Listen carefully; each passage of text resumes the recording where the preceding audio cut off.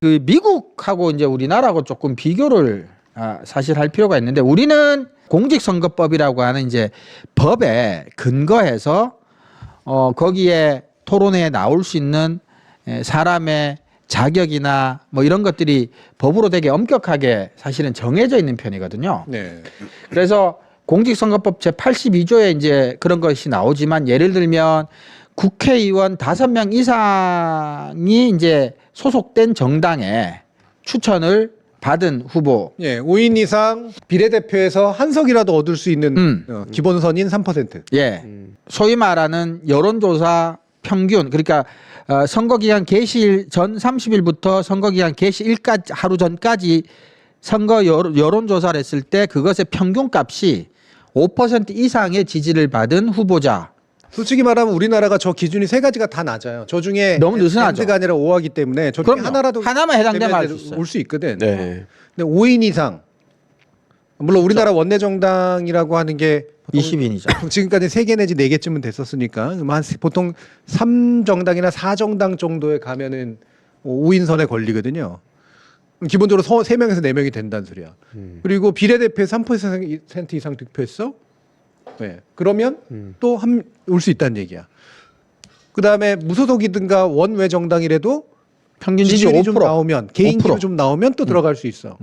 이렇게 되면 기본적으로 한 대여섯 명까지 나올 수 있어요. 그렇죠. 요번에 안 나왔기 때문에 그런 거예요. 조국혁신당 안 냈지, 진보당 안 냈지. 예. 이랬기 때문에 그런 거지. 웬만하면 다 된다는 얘기예요. 웬만하면. 근데 비교해 보시면 알겠지만 미국 같은 경우는 일단 관계 법령이 없고, 거기는 이제 CPD라고 대선토론관리위원회라는 민간기구가 이제 주관하는데, 여기서도 전국 여론조사 CPD가 지정한 여론조사에서 평균 지지율이 15% 이상 나와야 되니까, 예를 들어 우리나라는 5하니까 셋 중에 하나만 돼도 되는데, 똑같은 미국 기준으로 치자면 우리나라는 여론조사 평균 5%만 되면 되거든요. 네. 근데 미국은 15% 이상 나오는 후보만 이제 할 수 있는데, 사실상 미국은 양당제이기 때문에 그렇죠. 이러나 저러나 이제 2명이 사실은 토론을 하게 돼 있는데, 조금 다른 거는 이제 우리는 강제 규정입니다.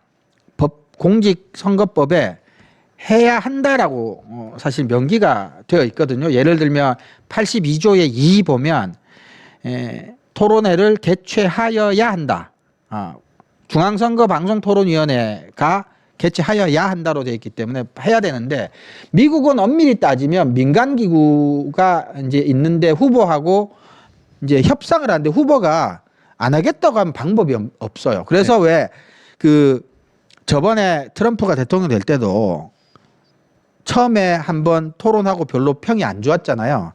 그러니까 민주당 쪽에서 한 번 더 하자고 하니까 트럼프가 안 해. 그리고 거부해도 방법이 없는 거예요. 그래서 토론 한 번밖에 안 했죠. 그러니까 미국은 이제 그런 식도 가능 이제 한데, 우리는 의무적으로 대통령 선거는 3회 이상 하여야 한다로 네. 못이 박혀 있습니다. 저는 강제 규정을 하는 게 좀 맞다고 보고, 특히나 우리 같은 신생민주주의 국가들이 해야죠. 이런 식으로 하도록 하는 게 맞다고 보는데, 많을 경우에는 대여섯 명까지도 나올 수 있는 TV 토론 방식은 저는 이제는 없어야 된다고 그래요. 예전에는 소수 정당을 배려해야 된다. 예. 그래서 소수 정당이라고 하더라도 어쨌든 주류 토론 안에 들어갈 수 있도록 보여줘야 된다라고 해서 저도 거기에 찬성을 했는데요. 솔직히 말 그걸 보완할 수 있는 방법은 여러 개가 있는 것 같아요. 이를테면은 메이저끼리 이제 붙게 만들고, 나머지는 필요하다면은 이제 모든 사람하고 돌아가면서 토론까지는 못하니까, 이를테면은 약간 제비뽑기 같은 걸 해가지고 매칭을 이제 한 2명까지는 매칭을 해가지고 총 3회를 하게 한다라든가 이런 식으로 해서, 외로 국힘에서는 이번엔 그런 식으로 했잖아요. 네. 저는 그런 방식도 괜찮다고 봐요. 예. 그렇지. 국힘이 당내 경선 과정에서 했던 토론 말씀하시는 예. 거죠. A조, B조 나눠가지고. 수수정자들이 어떻게든 이 주류 토론에 왜 들어가려고 그랬냐면, 그 안에 들어가야 존재감이 있어 보이니까. 그렇지. 네. 급이 같이 보이니까. 어떻게든 이게 대선이라는 공간을 그냥 홍보 공간으로 이용하게 되는 그런 조장하는 그런 효과가 사실 있거든. 근데 홍보를 할 수 있는 정치적인 홍보를 할 수 있는 공간들은 훨씬 더 많이 열어주되 네. 실제로 메이저 토론은 제대로 토론이 좀 되도록 만드는 이 방식으로 이제 좀 바뀌어야 된다고 생각해요. 그리고 저는 시민 배심원 같은 게 시민 패널 말고 질문 던지는 건 전 그렇게까지 중요하다고 생각하지 않고요. 평가. 규칙을 지금보다 훨씬 더 엄격하게 하고 대신 토론은 훨씬 자유롭게 할 수 있도록 만들어주는 방식을 하는데 규칙을 어기는 것들에 대해서는 계속 시민 배심원단이 벌점을 줘야 돼. 벌점을 줘가지고 중간에다가 마이크를 끄거나 네. 예, 아니면은 다음 토론에 못 나오게 하거나 이 방식들을 전 써야 된다고 봐요. 네. 근데 마이크 끄는 거는 확실하게 해야 돼요. 그 봐주가면 안 됩니다, 사실. 이거를 이제 사회자가 물론 하면 좋지만 사회자도 눈치 보거든요. 어렵죠. 그날 당일날 정당의 주요 후보한테 미움받는 사회자가 되고 싶어 하지 않거든요. 예. 대부분 다 쫄보들이라서. 네. 예. 그러니까 자기 권한을 강하게 쓰는 건 못하거든 사회자가. 그러면 마치 왜 외국에서 판사가 배심원단의 판결을 듣고 그 어떤 결정을 내리듯이 그리고 요즘에 그 축구 같은 데는 VAR 있잖아요. VAR 가지고 판결을 내리듯이 그러니까 정상적인 방식으로 배심원단을 구성을 해서 그럼 그중에 이상한 사람도 들어올 수 있겠죠. 네. 하지만 다수가 벌점을 확실하게 줄 수 있는 방법을 쓰게 되면 규칙을 준수하는 게 훨씬 중요해진다고. 네.